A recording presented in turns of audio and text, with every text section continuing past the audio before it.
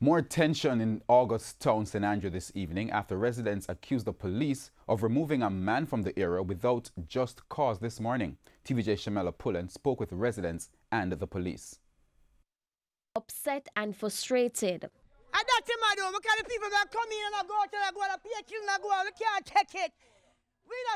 Residents converged on the streets of Goldsmith Villa in Augusttown on Saturday, upset with the police. They say the police went into the community this morning and took a man they call Papa from his house without giving any reason. I see a portion of vehicle come up the road. Some vehicle look like taxi come up the road.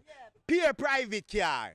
Then when I look, I see two Jeep come up the road behind them with dog and where. Want to ask if them come with a warrant for take him out. Why them take him out with a warrant and beat him and bust up him face? Them no know say, them not for do that. Tanise Osborne says she lives in the community and has been working as a social worker with the men in the area, including the man that was detained this morning.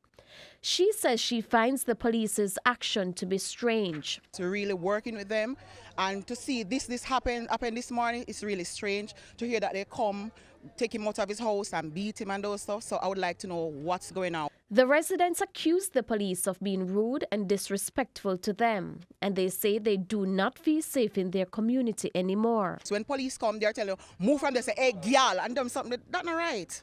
For a citizen, we're citizens in the community. Not because we're living in an inner city, we're going to treat like we're dogs. We're human. So when I understand how them coming out, come with every day and they do a martial law. See them this way, big people might ever come off the road.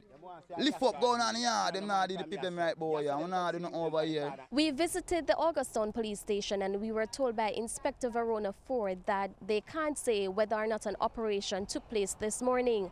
However, they said the residents have not made any complaints as to whether or not they were abused by the police.